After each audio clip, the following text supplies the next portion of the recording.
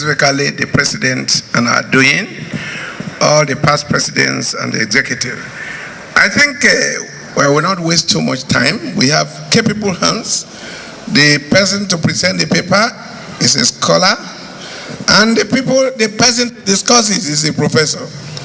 So I think we are going to listen to the paper presenter. That's taxation and governance, the social contract imperative. We should be able to give our contribution. Like the MC said, I think coming to a conference is the amount of additional value you can give to yourself that matters. And I plead that we all pay attention and be able to make some intervention. Let me call on Doctor to come and do your justice.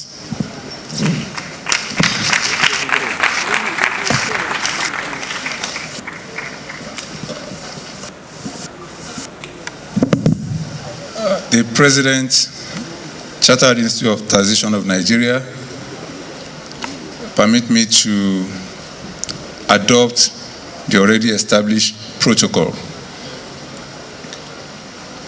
The presentation is titled Taxation and Governance, the Social Contract Imperative, the case of the transformation of Kwara State Internal Revenue Service. As I've been introduced as the Executive Chairman of Kwara State Internal Revenue Service since October 2015. But because of our time, and since you have the detailed paper, I'm going to make my presentation by trying to tell a story or stories. And I'm sure with the story, I will have been able to do justice to the paper. To talk about the concepts of taxation, governance, social contract theory, our own concept of taxpreneurship, the basis for the transformation, the process of birthing the new Kwara State Internal Revenue Service, and our PPT model, the complementary IFK model, the transformation strategy that we have been able to use to get us to where we are so far. I'll start by reminding us of the fact that when God created Adam and Eve and put them in the Garden of Eden, as we all know, He instructed them by telling them to abstain from eating from a particular tree. So that means God gave them laws governing their existence in that garden. And all was well with them until they flouted that law. They decided to eat of the tree that they were asked not to eat. What befell them thereafter, we all know, and I will use it to explain the presentation here. Let's liken the fact that God said they should not eat of one of the resources that, He made available to them. That resource that He said they should not eat out of is the tax that God wanted to collect from them. And what most of us do is not recognizing the fact that we have to give unto Caesar what belongs to Caesar. We will say that I started my company, the government was not there, I provided electricity, I provided security, I provided this and that, so government have no right to collect tax. Forgetting that the government had actually made the platform available. That's why you could provide all this. And that's exactly the same reaction of Adam that made him to go against the rules and regulation by eating out of the tree that he was asked not to eat. Now let's move on. What happened thereafter? They were banished, and upon banishment they have to begin the process of not just managing what has been provided for them without sweat, just like oil was provided for us without sweat, but now having to sow before they can reap. And even at that, God still demanded for something from them. And that was why Cain and Abel had to provide something which we can also liken to tax to God. The person who provided what was considered adequate, it was accepted by God. But the person who tried to play pranks by not adequately paying his tax, which we call evasion, and today we know what happened to Cain. Now, if you look at it, you see the concept of social contract clearly, that for you to survive and exist in any environment, you have what is called civic responsibility, just as the government also has its own responsibility to provide social services. And both complement each other. You play your part, and then you expect the government to play their part. This, therefore, was the basis of what took place in Kwara State. And the story of the transformation that we are talking about now started over a decade ago. The present governor was Commissioner for Finance under the administration of Dr. Bukola Saraki for 8 years before he became governor. And the state of internally generated revenue in Kwara State, as at that time, 2003, was just 100 million monthly. And that, for somebody who was coming from the private sector, GTB to be specific, was less than the portfolio he was even managing, at the bank. So is this what I'm going to be Commissioner of Finance over, when there are great and huge potentials in this state? So a kind of reform started within the acceptable situation as at that time. And within the 8 years that he was the Commissioner for Finance, the various reforms that took place then limited, moved the revenue from 100 million monthly to 500 million monthly. If you look at it as at that time, you probably say it's something significant. But when he had the opportunity to become the executive governor of the state, he felt that he needed to do more than that. And what happened thereafter? 2 years into his administration, it became very obvious for him that he must put in place something that is sustainable. And for that, borrowing from the social contract principle, he decided to put some team of people together to develop a medium-term strategic plan for the state. This medium-term strategic plan revolved around the agricultural development plan, because we know Kwara to be an agric-based economy. The infrastructural development plan, which is supposed to cover both social and economic infrastructure, looking at the infrastructural gap in the state.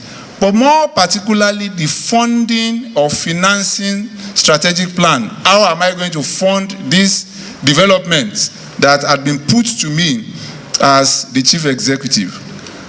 So when the report came in 2014, the process of implementation started. But we also know that 2014 and 2015 were the era of transition from the old government to the changed government. And around that period, there was limited possibility of making this kind of significant change. But the documents were ready.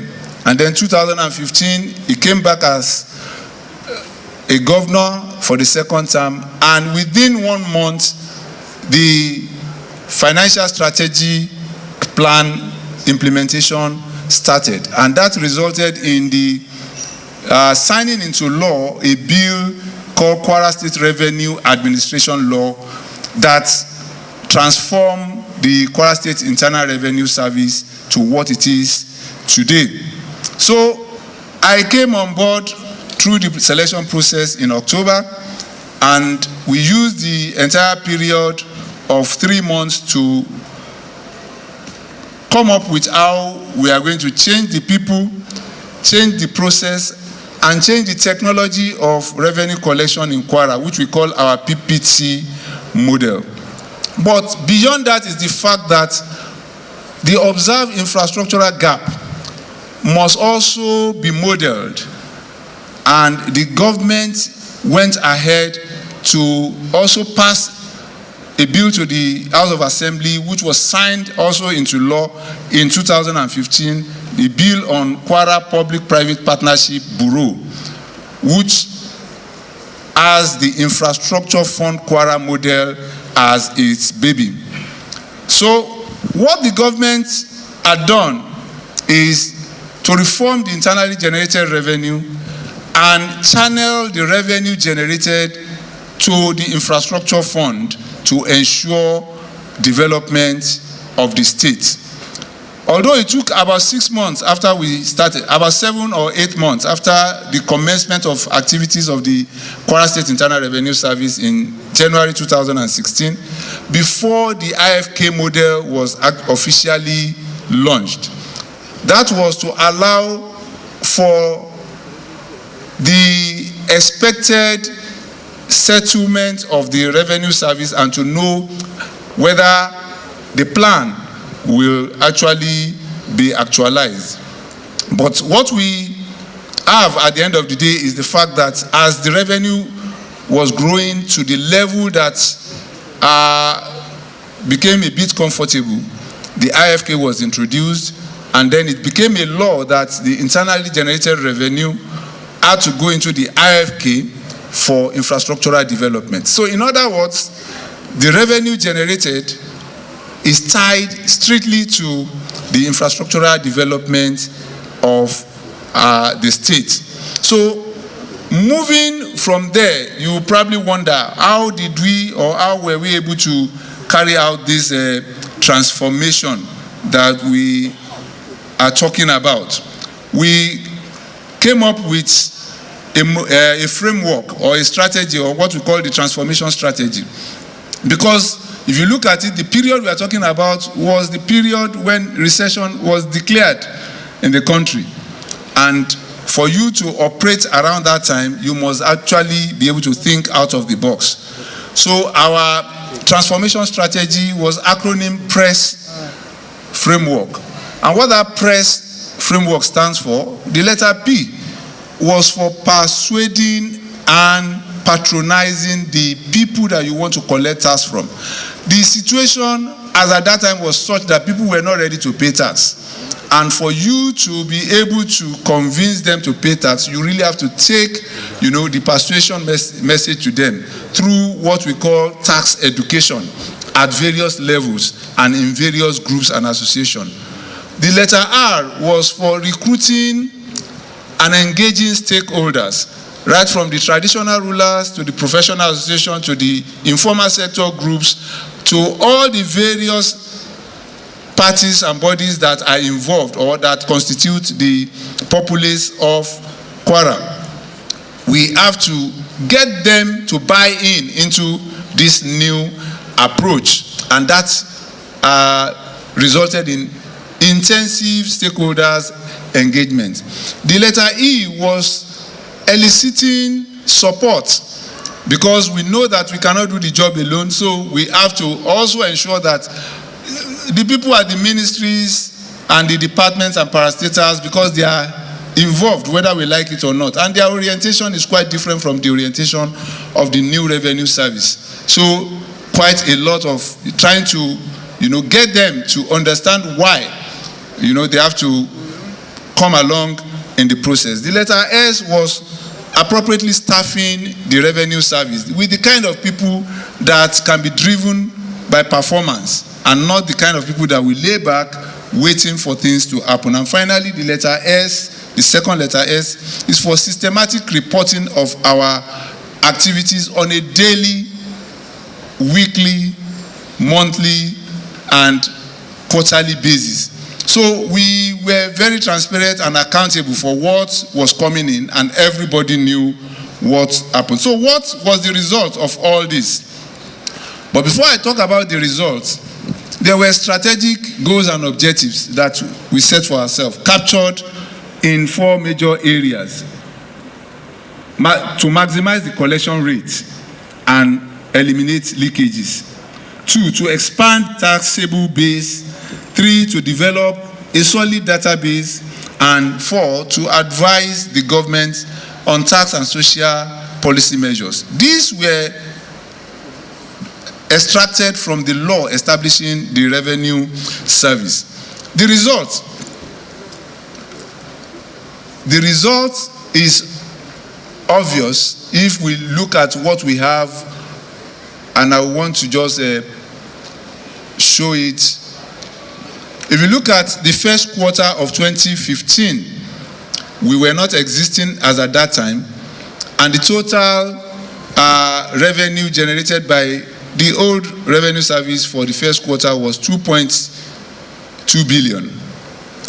In the first quarter of 2016, which was our first quarter of operation, that was 3.4 billion.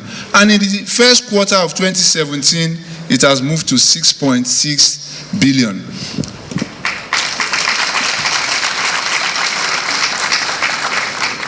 The second quarter results. The second quarter of 2015 was 1.8 billion, but second quarter of 2016 was 4.9 billion. The third quarter result was 1.7 billion in the 2015 and then 4.1 billion in 2016. And finally, the fourth quarter, which is the last quarter.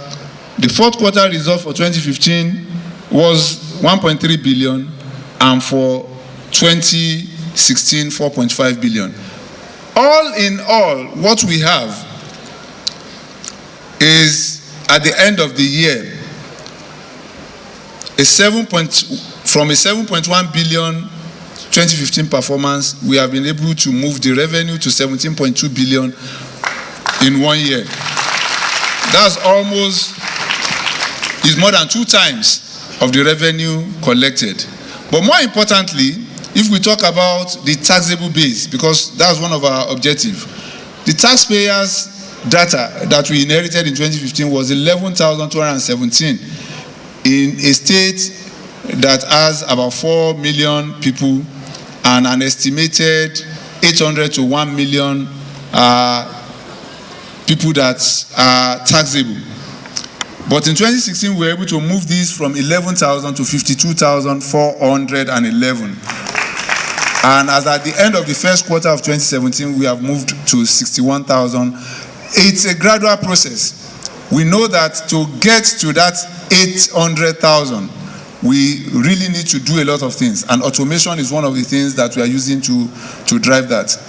But more importantly is also the fact that in the Federation, out of 36 states of Nigeria, in 2015, Kwara was, as far as IGR is concerned, at number 17.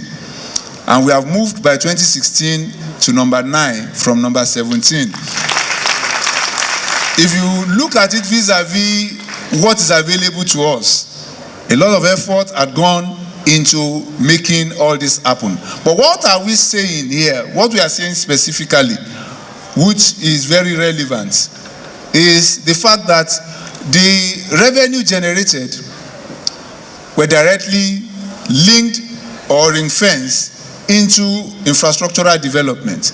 And what the IFK have done so far within 7 months of the introduction of IFK.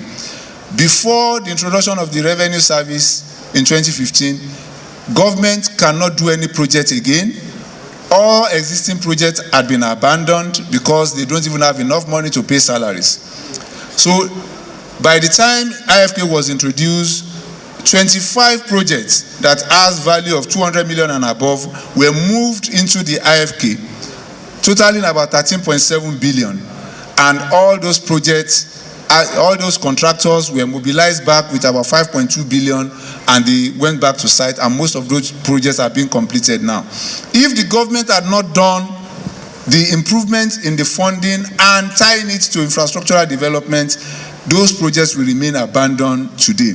But beyond the old projects, the government, based on the statistics, started initiating new projects that has overall city were flagged off with about 3 billion naira. These campuses had been proposed for more than 5 years or 6 years, but they now commenced just this year because of IFK. The dualization of several roads, including the major road entering the town, is ongoing as I speak to you, which is supposed to cost about 3.7 billion, and about 1.5 billion have been mobilized. The Light Up Kwara, that is to make sure that there is street light all over Kwara State, is a project of 3.6 billion, also on the IFK, and about 600 million have been mobilized for that. Dualization of the Kulende University of Ilorin Teaching Hospital Road, which is a federal road, which is very significant to the state, and the state are taking it over, and they have started work on that, a 2.4 billion project. So a state that could not do anything prior to the reform of the revenue service is now embarking on projects of about 26 billion that are supposed to be completed within a period of 2 years because of proper planning and channeling of revenue generated appropriately to the benefit of the people. But I must say, in conclusion, that all these are not just, roller coaster. There are huge and serious challenges, and the challenges mainly are people challenge.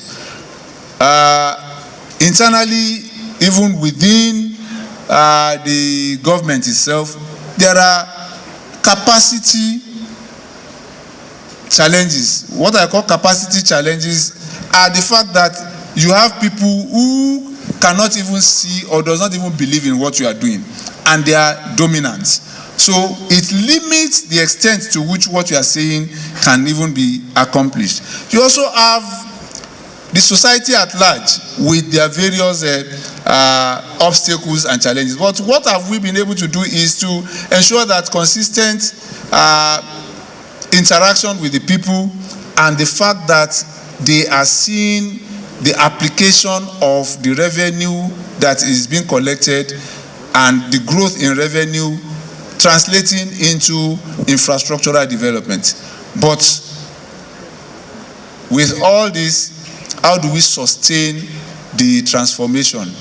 It is not just to put those things in place, but to ensure that you institutionalize them and everything comes out as a system that can sustain itself. And I want to conclude by saying that when we talk about social contract, it's a function of both parties playing their part. And that is why the acronym, our motto in Kwara State Internal Revenue Service is play your part, pay your tax. Because we are sure that the government, with the model that has been put in place, is willing and has demonstrated that willingness to play its own part. Thank you very much for the opportunity. Play your part. Play your part. It's as practical as that. I think we have something really solid to pick, but I just want to say that we need to give the presenter a practical round of applause.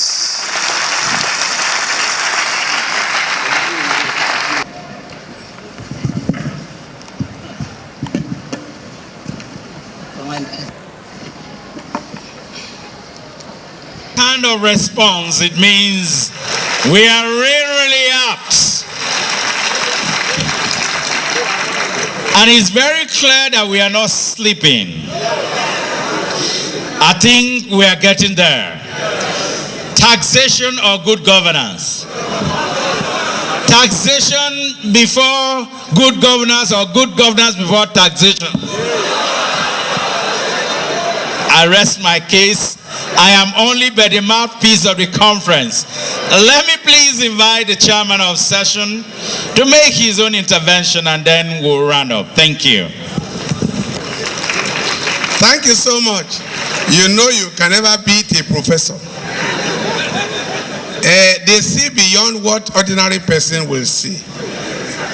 The presentation was very, very good, and the professor was able to deal deeper and was able to assume areas that actually everybody here should go back, and we continue to discuss it until we leave tomorrow. Which comes first, good governance or taxation?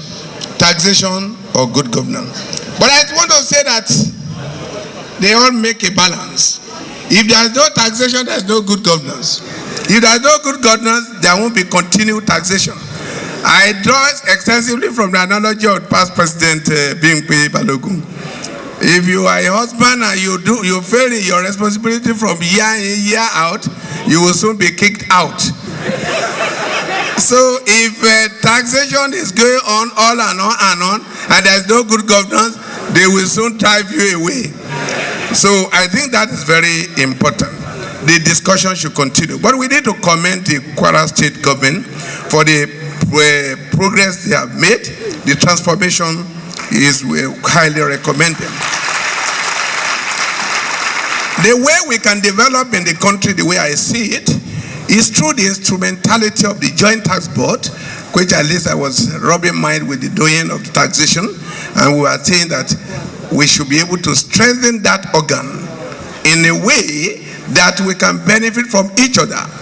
A model of Kwara State government, a model of Ogun State government as they've given, a model of which Lagos State has in the forefront. These are things we should be able to come together and get the best out of each other and make sure that we move seriously from the oil-based taxation to the IGR-based taxation. And one of the beautiful things which the discussants mentioned, the professor, is that we need to use taxation to develop to increase economic development rather than killing the business, rather than making the people becoming poorer. If the people become poorer, they will not have the capability of paying taxes. So on that note, I will not bother you. I have noted so many things, but the model given by Kwara State government is a state internal revenue is highly commendable, and we should continue to discuss the pros and cons. Think about what they did not see. Think about what they can do more, so that we can see how we can influence each other. And I recommend their model to all of us. Thank you so much for the opportunity. You know, when you have a panelist that comprised of a professor who is discussing, a PhD holder, and a man who is championing tax administration in his state, is a Zacchaeus of the state, but your case will not be that of Zacchaeus to climb the tree, as it is stated in the Bible.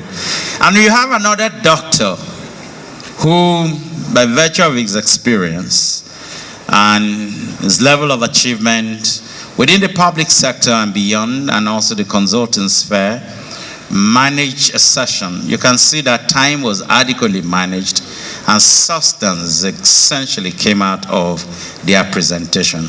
It is on this note that, Mr. President, I wish every one of us to salute the courage of the chairman of Kwara State Internal Revenue Service, who has practically unveiled his strategy that I think I will personally communicate this to my state chairman of Board of Internal Revenue, and I'll ask him to come for some notes from you. I will recommend that. And Professor, you have given us a big question. If I were taking your exams, I wouldn't know how to discuss that question, but as a professor, you know how to assign your marks, and you give me an excellent whichever way I go. We thank you immensely, Professor Dandago, and indeed, Dr. Nayeju. You've always been there, and we called you just in a short while, and your work of administering and coordinating this session was extremely result-oriented. Ladies and gentlemen, let's applaud this gentleman with a distinguished round of applause. Thank you very much, sir. On this note, thank you very much. And when we call you again, we expect that you hear us and come back again.